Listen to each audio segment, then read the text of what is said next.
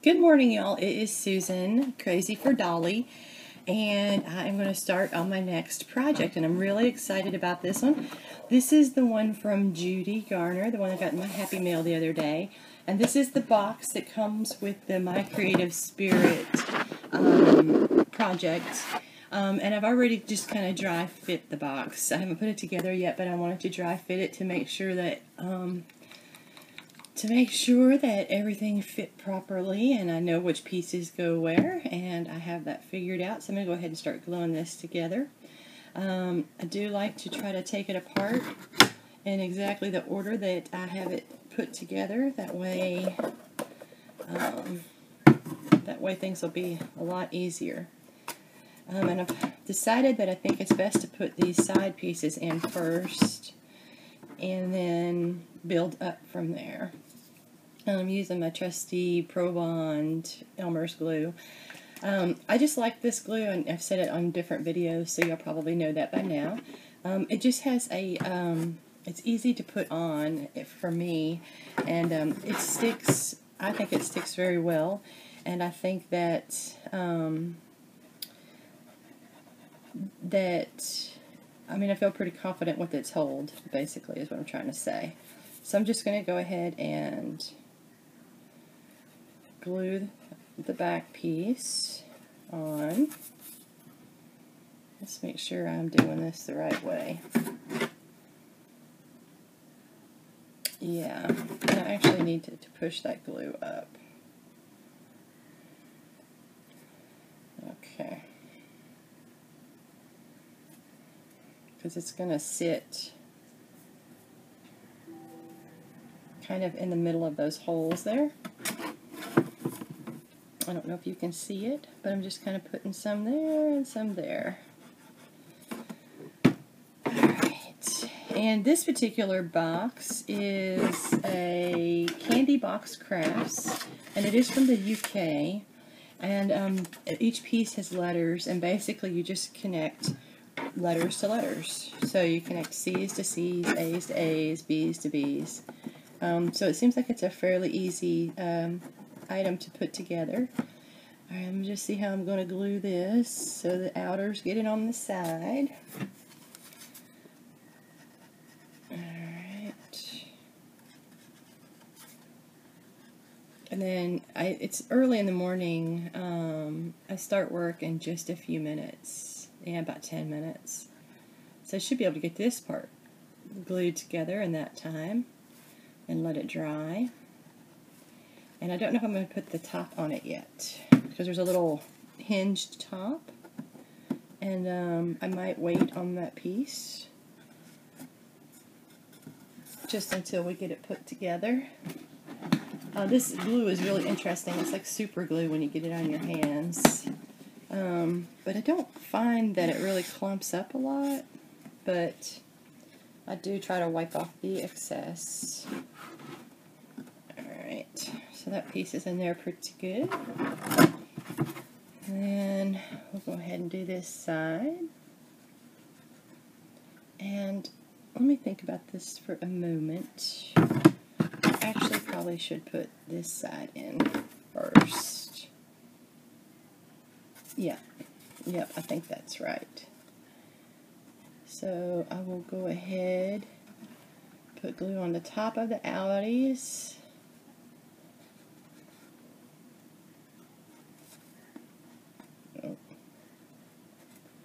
And on the sides of the innies.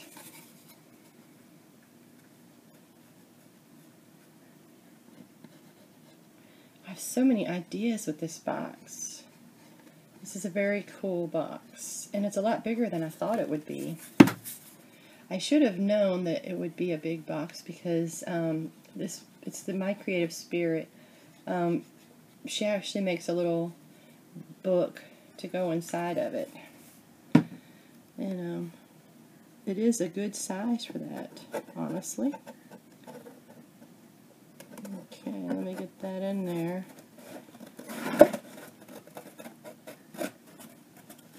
Yeah, another thing about this glue is it doesn't dry so quick to where you can't adjust it.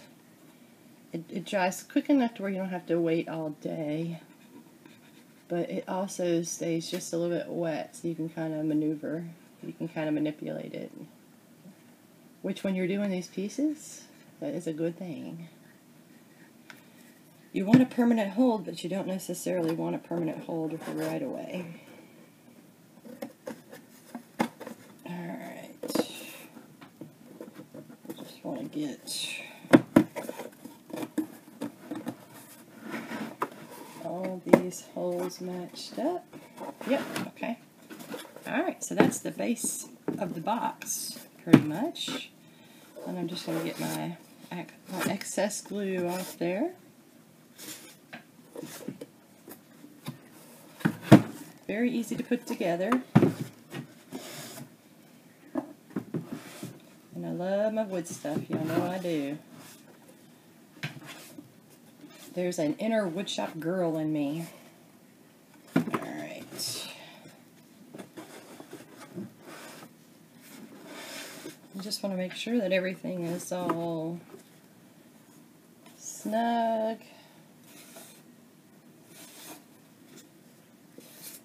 Make sure there are no gaps, no glue. Alright. So I could even just sit here for a minute while that, I think that's pretty good though. Love the size of this box. It's really cute. Alright, we'll go ahead and put this on. Alright. And I did just kind of jump into this package. I didn't really look for any kind of construction, so directions, so that these are pretty easy to put together.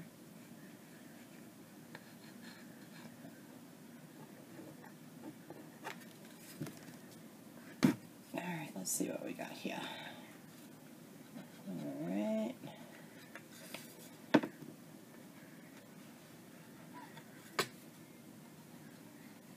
Alright. So we have that glued. You know, it's funny, I have two tables connected together, and my place where I work is right on the hump. One day I should try to work that out, where I'm not right on the hump. I don't know. I'm low maintenance, so, you know, I just need something that I can mess up and not worry about.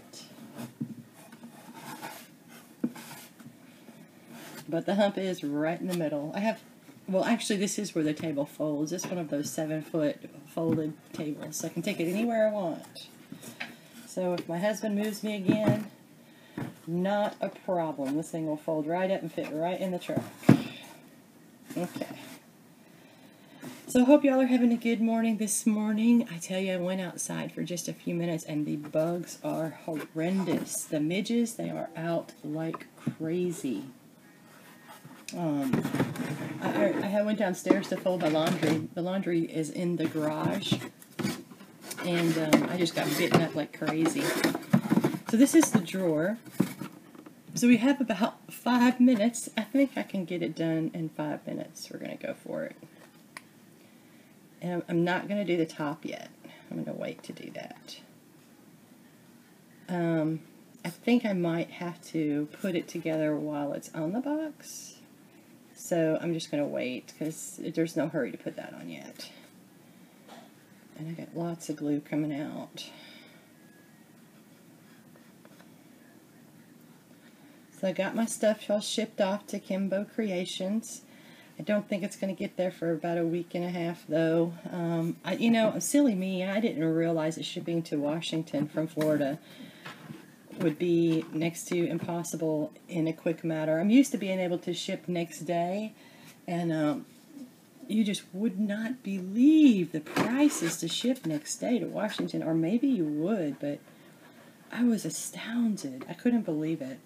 So it's going ground, unfortunately, so it'll get there, I guess, in a week and a half, but that's my fault, because I'm always running behind, it seems like, on projects. Though I told you I do better in a crunch, But apparently I don't do better when you're sending something to the furthest away state from you that you can possibly send to.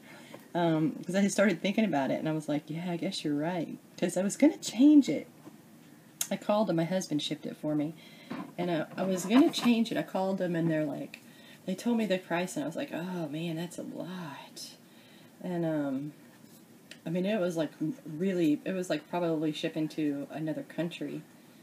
And I thought about it, and I just said, oh well, I'll just stick with that. You have to really be careful where you ship from here, too, I think. I'm not sure. I can't ship postal service, so I know a lot of you are thinking, why didn't you go postal service? Postal service out here is horrible. I shipped a package to California for my Mimini album scraps swap, and I think it took like 2 weeks for it to get there. I was just mortified. And honestly, I wasn't even sure if it was going to get there. But it did make it. But it didn't make it in a decent enough time frame. And you know, my mail people here anyway are kind of questionable. Not as in integrity, just as in, you know, they send my mail back all the time, and I don't know. So I don't do United Postal Service ever here. Though I have been getting my packages lately. So that is a good thing. But yeah, if I order something, that's another reason which determines a lot of the times who I order something from. Because if I order something and it's only postal service, I'm just afraid to do it. Because I don't ever know if I'm going to get it. And that's a bummer because a lot of people do ship postal service. But... So, like, scrapbook.com and Joann's, they ship, I think, UPS, which I get those always. I always get UPS and FedEx, no problem. It's just a pain, quite honestly. Alright, so the drawer is put together, and we're going to let this dry, and then I think what we're going to do when we get back is... I'm going to think about what paper I'm going to use on this today. I'll be at lunch about 2, so it'll be a few hours. But I think what I'm going to do is figure out what paper we're going to use. And you guys have a great day, and I will talk to you later. Bye. Good morning, it's Susan. This will probably be attached to the first video, so y'all will probably have seen my next project, which is going to be the box that Judy sent to me in a nice rack. This is the box that my creative spirit, she has a kit that you can purchase, and this box comes with it, and I am going to start working on it, and I've already gessoed it, I've primed it, and yesterday I was thinking, what am I going to do? What am I going to do? First of all, which paper am I going to use? And a little bit ago, I had gotten a scrapbook.com order where I bought individual sheets, and I bought a whole bunch, y'all. I did not share it with y'all because it was so much. And I didn't think that y'all would want to sit there through, 200 sheets of paper. I have a paper fetish. Anyway, but one paper set that I did get, and I don't know if it has all the sheets, but I did order plenty of each sheet that I bought, was the Prima Fairy Belle collection. And I don't know how old this is because I'm not up on the stacks and the ages and all of that kind of stuff. But that is the first page, which this is the page that I think I'm going to use on the box itself. But I'll just give you a quick flip because it's so beautiful. That's the back side. And then it comes with this sheet.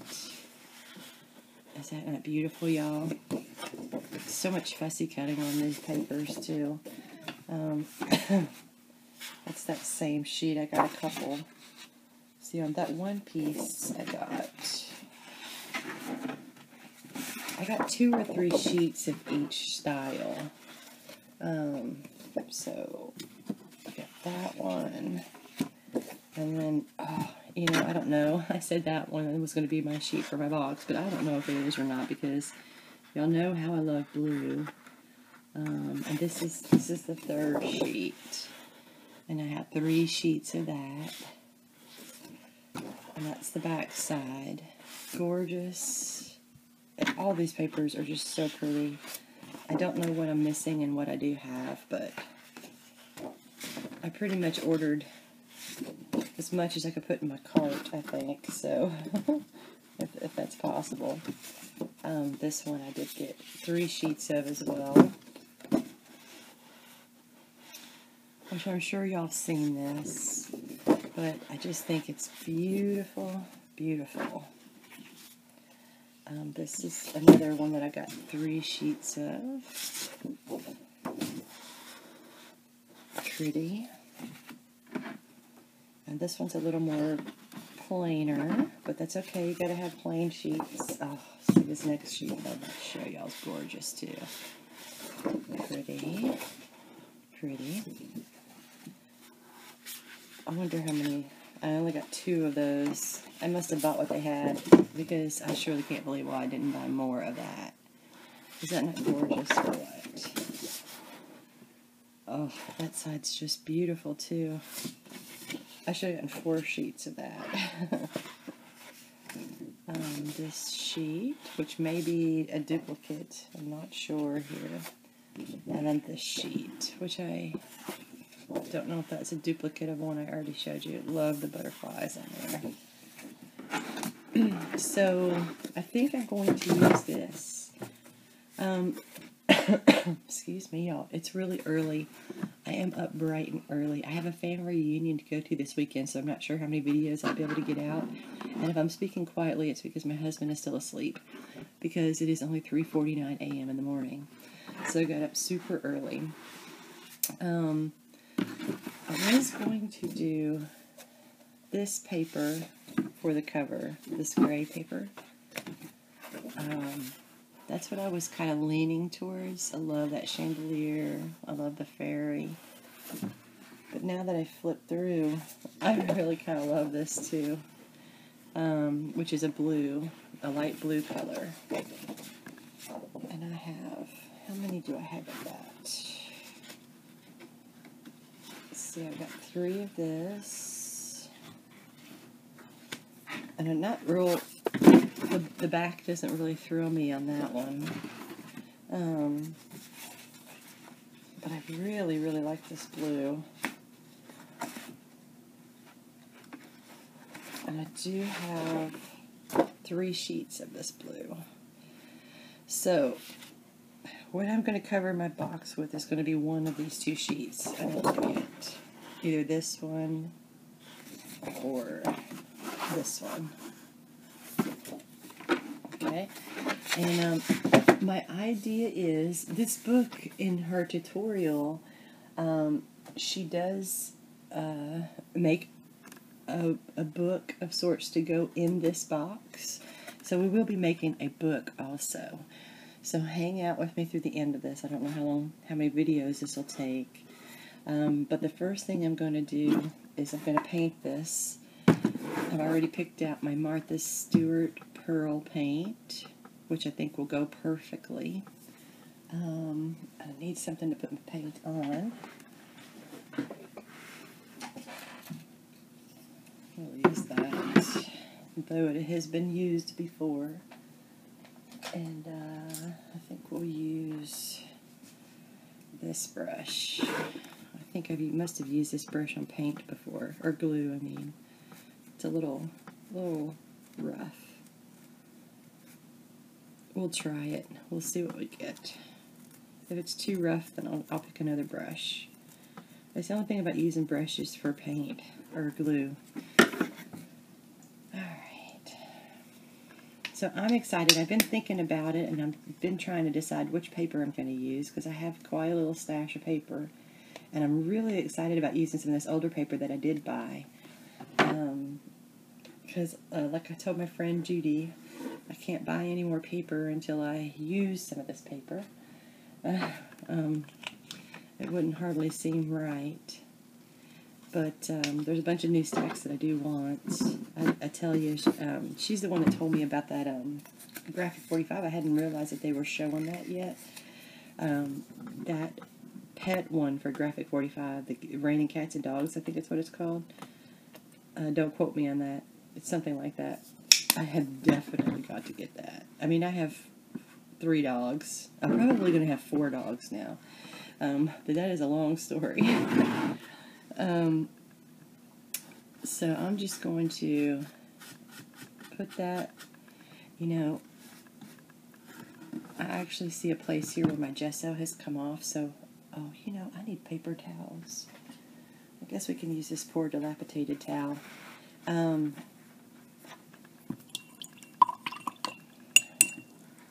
just going to put a little gesso on there because the paint did not cover it. And there's a little end peeking through. So, I hope you guys have had a good week. I think I said today was Friday, but it's actually Saturday morning. This week for me was pretty good. It was quiet again this week, so I kind of did maintenances all week. Maintenances are where you're proactive and you kind of go out and look for things that are not right. So that's what I did this week. You know, I just love doing maintenances. They're so peaceful. And all I do all day is look at servers and I notate what needs to be done. And I probably did 10 of them this week, which is always really good because, you know, I find in my job you get so reactive. You know, it's a very reactive job. So a lot of times you don't get a big chance to be proactive. And we were definitely that this week for sure, which is a very good thing. So I'm just really basically just touching up some of my white because that pearl is so light that it will probably bleed through these dark edges, which when you have laser cut wood, that happens. And this may not cover it perfectly, but at least it'll cover it for the most part. You know, and then you can distress it or do whatever you want to it. It's kind of silly to do it, to cover it completely and then distress it, in my opinion. But, you know, that's how you distress. So, I have a really neat idea for this box, and I don't know if I should give it away yet. And you know me, I could change, so it might be irrelevant. But I have a neat idea for it. I guess I'll go ahead and tell you, that way you can hang with me if you want. I think what we're going to do is I think I am going to make a mini book to go in here. And I think it's somehow going to try to be an address book. A very petite, feminine address book. And I think that'll go on the top. There's a lid that opens up like that. And I already measured it. And I think I can manage it. If it were just a little bit higher, I could actually stand the cards up, which would have been really great, but it's okay if I can't do that. We can lay them down. Oh, sorry, I didn't get to that part yet. So I was thinking some little note cards on the top, possibly made from the same paper, most likely, probably. I think that's definitely where I'm going with it. Some little note cards that you can just send with envelopes that you can just send. And then in the bottom drawer would be the little address book. And it'll be kind of like a little, like a feminine desk set. I think that's where I'm going with it. So, if you guys want to hang out and see how it turns out, I would love y'all to hang out. Because I think it will be pretty. It is kind of leaning towards the shabby chic, the colors of the paper. I don't know if that's what we will do. I'm not a big shabby chic person. You know, I like bright and brilliant colors, but we'll see. Though that paper is, you know, it is leaning on the shabby chic side. So it would be easy to go that route. So I'm just basically putting on this pearl paint, which I just love Martha Stewart paint. It goes on so well, which I haven't used this pearl paint per se. So we'll see how it covers, but the other colors seem to cover very well. And see, I might have to put a couple coats. I'm definitely seeing, a glimmer, but I'm seeing that it's not covering it completely, which I probably should have touched up with my gesso. But that's okay. We'll figure it out. So yeah, so my week has been pretty good. This weekend we have a family reunion. It's my husband's father's family reunion. And they do this once a year. My first year to go was last year. And we met a lot of nice people. And I think that's really important. And I think it's really neat that they continue on. My family is a very small family. They originated in California. And my mom met my dad in California. And my grandfather, on my father's side, he got a job. He had 2 jobs in his life. He was in the Navy as a chief. I think an E7 or something chief. I'm not sure what the number is, but so he was in the military most of his life. So that was his first job. And then his second job, he got a job with Federal Express. And he worked with Federal Express for, until he retired. And he was over the maintenance of the aircrafts, which is really cool because he, during his time there, he never had a single aircraft issue, which I hate to even say the word, airplane, crashes. I hate those words because I don't really like to talk about those very much. I worked at Comair, which is an airline, a regional carrier, and we had some unfortunate experiences there. Anyway, they're not very fond memories. But anyway, so his fond memory is he never had an airplane issue. His employee number was in the 2 digits, just to give you an idea. And I think that's where a lot of my work ethic comes from, though my mom always worked hard all her life. And my dad worked hard in his life. My grandfather, I don't know, he was an amazing man. He wasn't the most pleasant person as far as, just to see him randomly. Like, I don't remember him ever really truly smiling until I was older. And till he was older. He was always very serious-minded. And, oh my goodness, he would pick me. For some reason, we would be in the car with him. I don't know if we were going to the store or what, because he was not a shopper by any means. My grandmother was the shopper. But for some reason, we would be in the car, and I will never forget, he would ask me about school every time, and it would just frighten me to no end. How's school?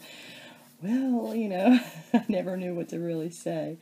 I didn't really excel that greatly in school. I was bored, honestly. I just didn't have any interest in it. And now that I'm older, I have a lot more interest. And I think that's why I'm avid about, I really think kids should wait a little bit before they go right from high school to college, though I know it may prolong it so long that they might not go. I think it's dependent on the kid. I think it depends on the kid. I think if a child knows that they want to go to college and they know what they want to do with their life, then I think that's perfect. But I think a lot of the times kids might not know. Some kids might not really know what they want to do when they grow up, They think they have an idea, but then when they start taking classes, that might change. And I know that from my husband's daughter. She, went to college, and, she changed while she was there on, what she wanted to do. And, I still think she's kind of in the school of life right now, and she still kind of is changing, so I think I got all that painted. But anyway, so my grandfather, he was amazing, and I could tell you stories. So basically what happened was my grandfather retired from the Navy, and then he got transferred to Memphis. He got a job with Federal Express right when they first opened, when they first started. So he moved my immediate family to California with them. So he moved my father, which was married, he was married to my mother and had us. So they moved us. And he moved his other kids.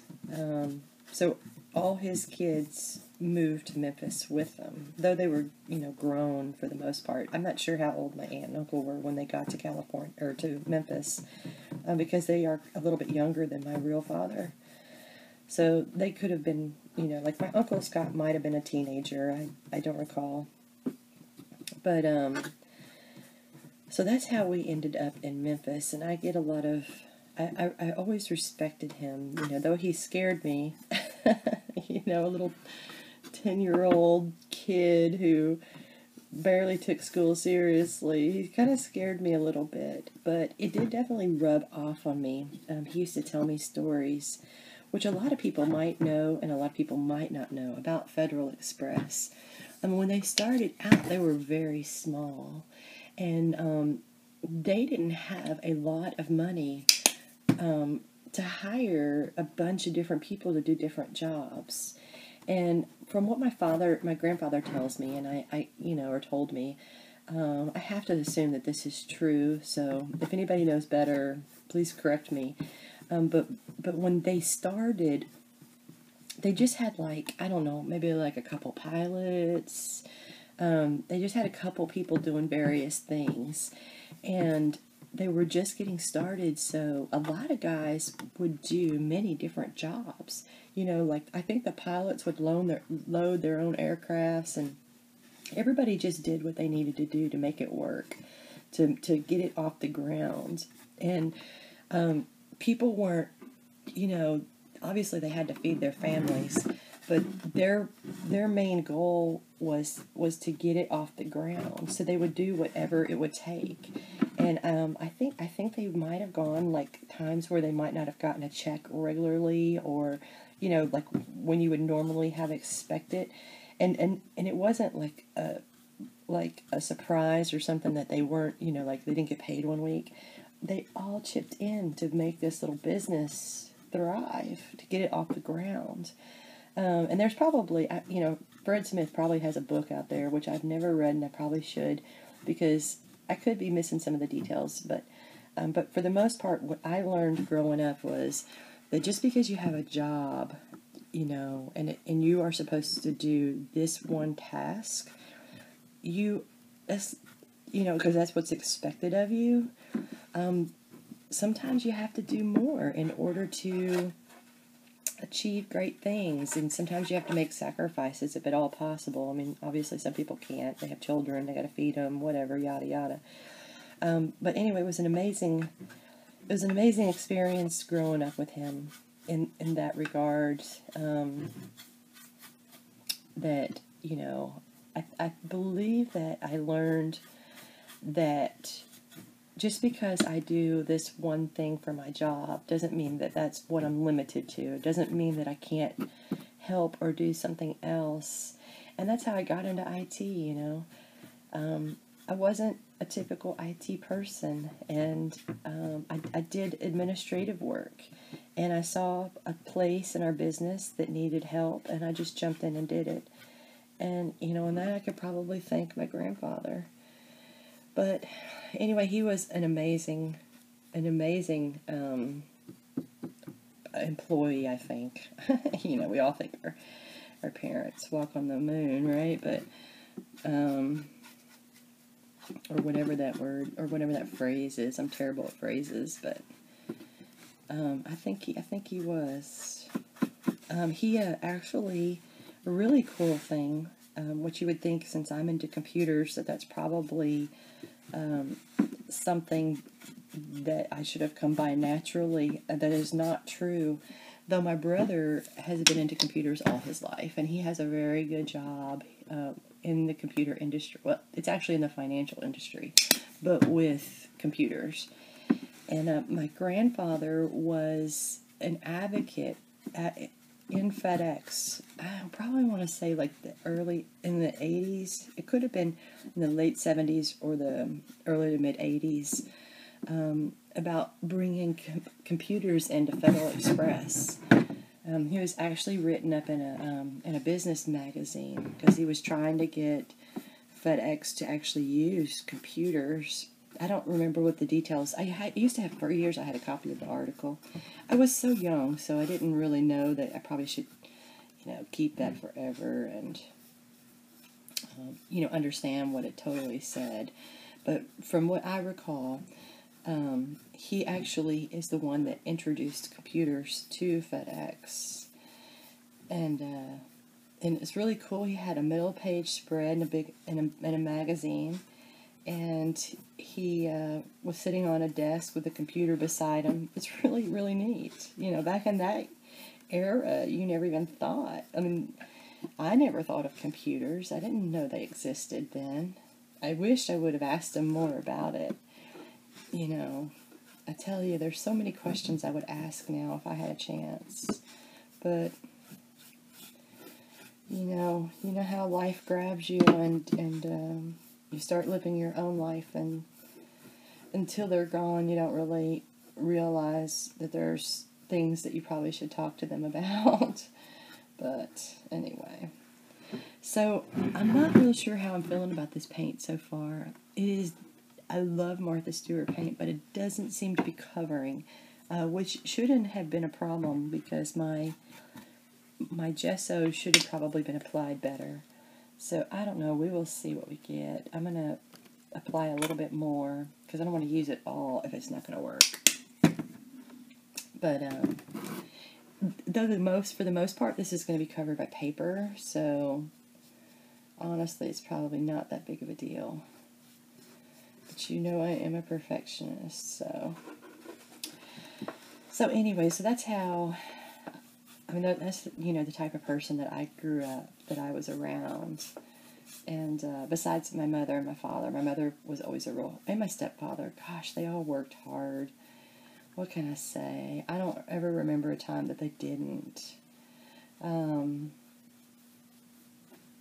stepfather was kind of an entrepreneur. He was a farmer he wanted to farm all his life, but he was also a subcontractor. He had to do other things besides farm. Speaking of, if people don't realize how hard farmers have it, I can tell you, farmers most of the time do it for the love of farming. They do not do it because they're making bakoodles of bucks, and I can just tell you that right now. And anybody that tells you differently, they may not really know. And I'm sure there are some farmers, that make bakoodles of bucks. I'm not saying that. But if you ask that farmer that makes so much money, if he always made that much money, I'm betting you he would tell you no. 9 times out of 10, a farmer takes a loss every year. They fund it from their pocket. So when you go in there and buy your vegetables and your fruits and your meats and your, all of that stuff, people, I don't know if everybody realizes what goes into producing that. They have a lot of responsibility, and a lot of the times, and also their money is seasonal in a lot of degrees, and sometimes, their money, they don't get a return on that money for many years. I say many years. I don't know what that is true or not, but say, for instance, if you raise cattle, you have to get them to a certain point. And just depending on what you're doing with those cattle, it could take, a few years before you see a turnaround. And please feel free to correct me. My stepfather loved to farm. That was his one thing that he always wanted to do. But most of his life, he always had to have a real 9-to-5 job. And a lot of the times, he would have help, on keeping up with whatever he was doing at the time, and he did it after hours. He worked a full job, and then he went home and did the farming part of it. But anyways, I have a lot of respect for farmers. I know that there's probably not very many people out there these days that are motivated to do that. So a lot of the times they have to put an incentive out there, which my facts are not based on any kind of scientific anything. I'm just going off by what I grew up, what I experienced, what I saw. And I grew up in a rural area. I grew up in Memphis, but I grew up for the most part in a very rural area outside of Memphis. So I wasn't far from the big city, but the schools I went to were rural schools for the most part, and the people I grew up around were rural. And by rural, I mean they were, I don't know if this is a compliment, but they were country. And I loved them. I had this one friend, I used to go to her house every weekend, and before we could do anything, we had to shell peas, and they had a goat. We would milk the goat sometimes. She had probably 6 siblings, maybe more, I'm not sure. The most wonderful people that I've ever known in my life, as far as, growing up and being around influential people in my life. They were amazing. They didn't have barely 2 nickels to rub together, but they were real, they were wholesome. They were just so nice. They'd give you the shirt off their back. That was a wonderful experience to have grown up with her family like that too. Because I was pretty much one of the family. I was always there. I spent the night as much as I could. She was my best friend. And, she has 3 sisters. And so she's one of 4 girls. And 2 brothers. Yeah, that's correct. And the brothers were older, and when I would go over there, they were pretty much almost out of the house. Like, one was in the military, and then I'm not sure where the other one was. I think he was married. And then one of her sisters passed away right before she graduated. She was younger than my friend by about a year. She died in a car accident. I believe it was like the night of graduation or something. I don't know. It was horrible. And then one sister had cerebral palsy.